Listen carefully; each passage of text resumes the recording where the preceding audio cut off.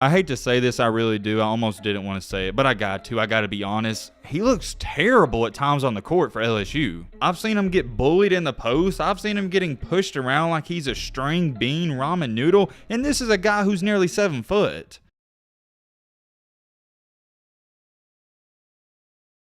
Coming out of high school, Shareef O'Neal was a 4-star recruit who was 6'9" and 205 pounds. He was actually close to getting that 5th star, but unfortunately he didn't. Most and oftentimes when we hear a guy or see a guy who's 6'9", 6'10", or even 7 foot, we think of someone who's not that fast. I think you know what I'm talking about. Most big men, they're not smooth and they're kind of clumsy. For Shareef, that was not the case, and if anything, he was extremely talented with the ball in his hands. The way he was moving on the court in high school, it reminded me a lot of Anthony Davis at the same age. Please don't get me wrong, I'm not comparing their games, but they did have a similar play style. Big, tall, lanky guys that are super athletic and have a lot of potential. With everything we just talked about, that's why he was regarded so highly and all the schools wanted him. He was getting some offers from some of the biggest schools in the country before he was even a senior in high school. I'll read you off some of the notable ones: USC, LSU, UCLA, Arizona, California, and Georgetown. On a scale of 1 to 10, 10 being the hype that LeBron received in high school, I would say Shareef was right at 7 or 8. He wasn't getting the LaMelo Ball or the Zion Williamson height, but he was right under that. Nobody even questioned it because if you saw him play, you could quickly see and realize this dude could be special one day. Was he going to be as good as his dad? Probably not, but here's the thing, he could have got pretty close. Let me put it this way, it's not every day you see a 6'9", 200 pound guy that is skilled. Hold on, let me make it more clear. It's not every day you see a 6'9", 200 pound guy in general, but with that, most of them, 9 out of 10, they're not even athletic. Going into college, there was many who believed if everything went in his favor, he could possibly be a one and done and maybe be a lottery pick. Unfortunately, things have not gone his way and they've been pretty bad. In the past few years, he's dealt with a lot of problems on the court and off the court, and it's gotten to the point now where when you watch him play for LSU, he doesn't even look like the same person. Something's off and something is very strange. We're going to take a look at it. This is the peculiar case of Shareef O'Neal. What's good, y'all? Hope you're having a blessed day. Real quick, we're on the road to 200K. I appreciate if you join our channel, help us out, hit that subscribe button, leave a like for more. Now, without further ado, let's get into it. I hope you enjoy. Shareef O'Neal. The name alone is fascinating because when you hear it, you automatically assert him with his dad, Shaquille O'Neal. Let's take a look at this first. So coming out of high school, he would commit and sign with Arizona, and then that whole scandal recruiting nonsense went on with them, so he decommitted and signed with UCLA. Not a big difference, Arizona, UCLA, they're basketball powerhouses, so it seemed like an ideal fit. I mean, it really doesn't matter. I'm sure the systems and their play styles are different, but if you're 6'10" and you're talented and gifted, you're gonna fit in anywhere. Early on in his UCLA basketball career, it got off to a bad start because he had to quit basketball to have a heart surgery. I want to make this extremely clear. Just to come back and play basketball after a heart surgery is remarkable. I remember when all that was going on, many out there believed he wouldn't even come back. After the heart surgery, here's where things get interesting. If you don't pay attention or listen to anything else I say in this video, listen to this. So when he got healthy enough, the medical team and medical staff, they cleared him to play. I don't know if y'all think they just clear people randomly after a certain amount of time, but if you can't go and there's something wrong with you, they're not going to clear you. It doesn't matter if it's been a 4-year recovery. I don't want to be too critical on them, but if you're cleared to play, I think you know where I'm going with this.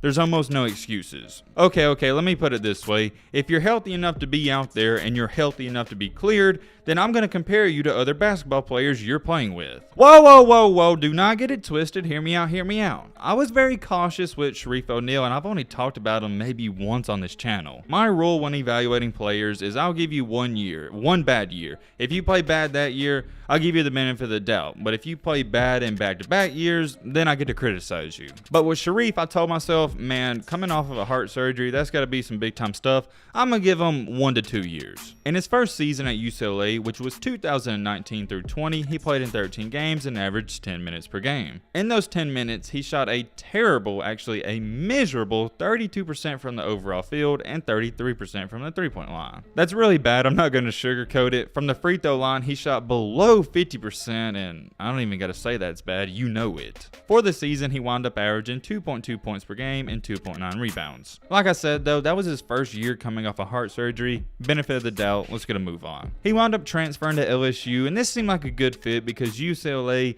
didn't seem like things were going to work out, and he needed a fresh start. You know how sometimes in life you just need to get out of somewhere or take a vacation? That's what it felt like. Also too, you got to take into account that's where his dad went to school. For LSU in 2020 through 21, he played in 10 games and averaged 14.5 minutes per game. Playing right at 15 minutes per game, it doesn't seem like a lot, but that's almost half of the game. In college basketball, it's only 40-minute quarters, so yeah, he was getting a good chunk of change. Once again though, wasn't too efficient, shot 37% from the overall field and an atrocious 18% from the three-point line. The free throws didn't get much better, he was only 50% and he only averaged 2.8 points per game and 4.4 rebounds. That right there, ladies and gentlemen, I didn't think too much about it. I was like, okay, it's been 2 years. Maybe by his third year, this year we're about to talk about, he'll figure it out. And well, it hasn't gotten too much better. In 13 games played, he's averaging 10 minutes per game, so his role has somewhat decreased. Finally, he improved his field goal percentage. He's shooting 51% from the field, but his three-point percentage is very bad, 14%. I don't really care too much about the three-point percentage because he's not known as a shooter or knockdown three-point specialist. And so far, LSU still has the SEC tournament and the NCAA tournament. He's averaging 3 points per game and 2 rebounds. Overall, for his 3 years of college basketball, he's averaged 2 points per game, 2.8 points per game, and 3 points. To go along with that too, he's also averaging right at 3 rebounds for his career. I like the kid, he seems great and humble. I think he's going to see a lot of success in anything he chooses to do in life, but I think we can all agree he's not really a factor on the college level. I'm not going to say it's disappointing. You know why? Because coming off a heart surgery, I don't know what that's like, so I just can't say it's disappointing. And oh yeah, my bad, I can't believe I forgot to bring this up. He's also dealing with knee injuries, or he has in the past. He's had a lot of obstacles to deal with off the court that most people don't have to deal with. I gave you the stats and I gave you the numbers because I want you to get a perspective. Now let's talk about what I see on the court. If you haven't watched him play, go watch him in the NCAA tournament or the SEC tournament. He doesn't play a lot, but when he's in there, he doesn't look the same as he did in high school. Look, I get it. You're going to run to the comment section and say, well, Matt, he had to deal with heart surgery, and I get it. However, here's what I want you to understand. If he's cleared to play, then there shouldn't be nothing holding him back. We shouldn't really give him that excuse. I'm not labeling this as a what happened video or the downfall of Shareef O'Neal. It's just a curious case. At the high school level his senior year, he was averaging nearly 15 points per game and 10 rebounds. He looked like a real and legit threat on the court on the defensive side and offensive side. When he's been playing for LSU, he's big enough to not dominate a game like Oscar Tshiebwe from Kentucky,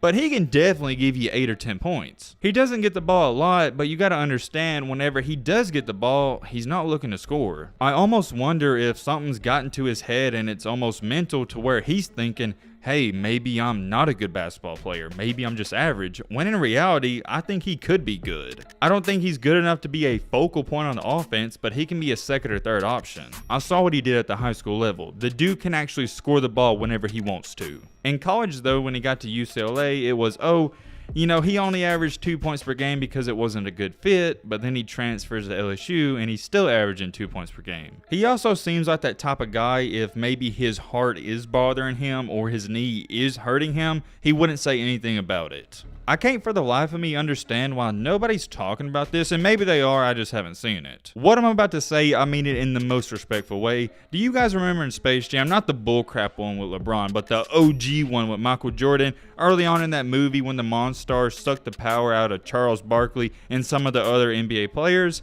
That's what it feels like and seems like has happened to Shareef O'Neal. I just went to his Twitter because I was kind of curious, and one of his recent tweets he put out there is, I promise you I'm gonna make it. I hope he's not referring to the NBA. Currently right now he is listed at 6'10", so not 6'9", 6'10" and 220 pounds. If he was 6'2", 6'1", only averaging 2-3 points per game, I probably wouldn't making this video. But the fact he's nearly a 7-footer and he's irrelevant in college basketball is mind-boggling. I hate to say this, I really do. I almost didn't want to say it, but I got to be honest. He looks terrible at times on the court for LSU. I've seen him get bullied in the post. I've seen him getting pushed around like he's a string bean ramen noodle, and this is a guy who's nearly 7 foot. He is literally, and I mean literally, unplayable at times, and that's why he's only averaging 10 minutes per game. Whenever I watch him and his team play, I ask myself this question: What does he do to make the team better? It's nothing. Unless something improves within the next year, he's a below average basketball player. It doesn't make any sense to me and it's baffling.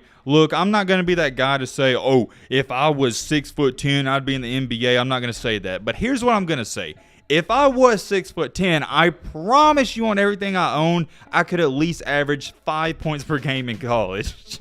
I'm sorry. I couldn't even finish the statement because it's just that laughable to me. I guarantee you, matter of fact, if I was 6'10", I'd give you at least 8 points per game. There's just simply no excuse. And to go along with it, like I've said, he's talented and he's gifted. I'm wishing him the best of luck, but it is concerning. Let me know your thoughts down below. I am very curious. He does have 1 year left of college basketball. Hopefully he improves, but I don't see why he would in 3 years. Nothing's improved. Like I said, let me know your thoughts down below. Let's be great. I'm out, y'all. Peace.